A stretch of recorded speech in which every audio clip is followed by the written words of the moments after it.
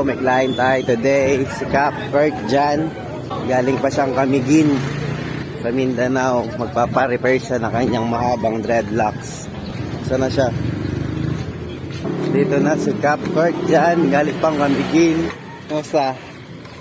Let's go! Ayan, 1-year-old walang repair. Ayan yung tsura ng 1-year-old na walang repair, men. Napakahaba na ng regrowth niya. Kailangan na talagang i-repair. Kalahati pala nito extension gawa ni Captonics. Shoutout kay Captonics ng Mindanao. Ito yung isa sa mga paborito nating ayusin. Yung mga ganito katagal na dreadlocks. Yung sobrang hahaba na ng himulmol. Sobrang na-challenge kami dito sa ganitong klaseng dreadlocks. Ayan, bago natin simulan, i-deep cleanse muna natin as request by our customer.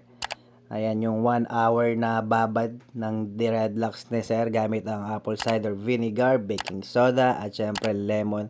Pwede kayo mag-DIY nito sa bahay pero kung di nyo naman kaya pwede rin dito sa shop bago natin i-repair. Ayan, ito yung before ng dreadlocks ni sir bago natin ayusin. Napakahaba na ng kanyang regrowth sa loob ng 1 taon.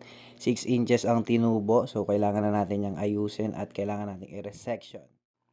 Lahat kayang i-repair kahit nagdikit-dikit. Napakalinis ng sectioning at napakalinis din ng strand, 'di ba? Nawala ang mga himulmol, mga kap. Ipinasok natin lahat yan dyan sa strand ni sir. Itinahin natin ang walang humpay. Kaya napakatibay. Taas hanggang ilalim, mga kap. Solid na solid. Napakasulit ng kanyang dreadlocks repair. Pinag-ipunan niya to, mga kap, para makapagpa-repair dito sa Dreadman Barbershop. Hindi rin to masakit kahit nakapikit. Nag-home service din po pala kami, mga kap. Kahit saan sa Pilipinas, i-PM nyo lang kami. Kaya kung ikaw ay gusto magpa-repair, dito ka na sa Dreadman Barbershop. Masabi mo, Kap?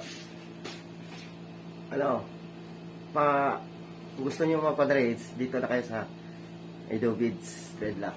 Yan, maraming salamat sa lahat. Thank you very much. Yeah. Basta dreadlocks, Dubids dreadlocks, maging solido pagkayari. Sarap iporma, sobrang swabe.